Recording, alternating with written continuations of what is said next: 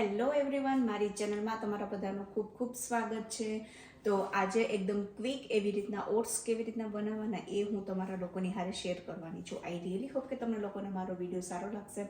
થોડો પણ ગમે તો please do like, share and subscribe to my channel. તો ઓટ્સ એકચ્યુઅલી એ one kind of the healthy dish છે કે હું જે રીતના બનાવું છું એમાં તમે મસાલા ઓટ્સ પણ બનાવી શકો.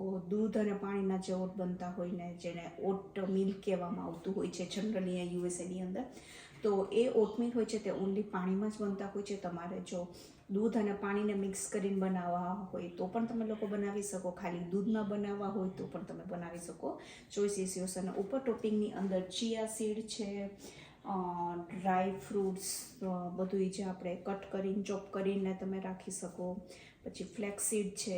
તો ડિફરન્ટ સિનેમનનો પાવડર તમે સ્પ્રિંકલ કરી શકો. તો વોટ એવર તમને જે ઠીક લાગે તે ઉપરથી ને તમે એની ઉપર સ્પ્રેડ કરી શકો છો. તો ચલો પહેલાં જોઈ લઈએ તમે લોકો રેસીપી. તો ઓટ્સ બનાવવા માટે અહીંયા મેં થોડુંક એવું પાણી લીધું છે. અને ઓટ્સ માટે હંમેશા દૂધ અને પાણીના ઓટ્સ બનાવવામાં આવતા હોય છે. તો હવે હું એની અંદર દૂધને એડ કરી દઈશ. અપ્રોક્સિમેટલી હવે તો હું આટલા વર્ષોથી બનાવું છું ને એટલે હવે મને તો ખબર પડી જાય છે. તો ઓટ્સ બનાવવા માટે અહીંયા ક્વિક 1 મિનિટ ઓટ આવે છે ને, અત્યારે એ છે. રોલ્ડ ઓટ્સ આવતા હોય, ઘણા બધા ડિફરન્ટ કાઇન્ડ્સ ઓફ ઓટ્સ આવતા હોય છે. તો આ અત્યારે હું યુઝ કરું છું. તો હવે આને હું નાખીશ આની અંદર અને થોડીક હું સુગરને પણ એડ કરીશ. તો આ જે ઓટ્સ છે ને હવે આપણે આની અંદર એને નાખી દઈશું. સરસ રીતના મિક્સ કરી નાખવાનું. હવે આની અંદર હું થોડીક એવી બ્રાઉન સુગર જ્યાં હોય ને એ નાખીશ. That's it. અને ઉકળવા દેવાનું એકદમ. તો જોઈ શકો છો કે એકદમ સરસ રીતના તે રેડી અત્યારે થઈ ગયું છે. એકદમ ઘટ પણ થઈ ગયું છે. તો ઓટ્સ આપણા રેડી છે. હવે એને આપણે કરીશું સર્વ.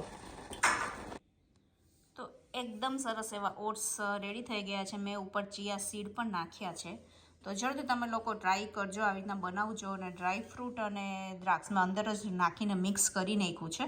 તો ઉપરથી ને મેં ચિયા સીડને અત્યારે એડ કરીને રાખ્યા છે.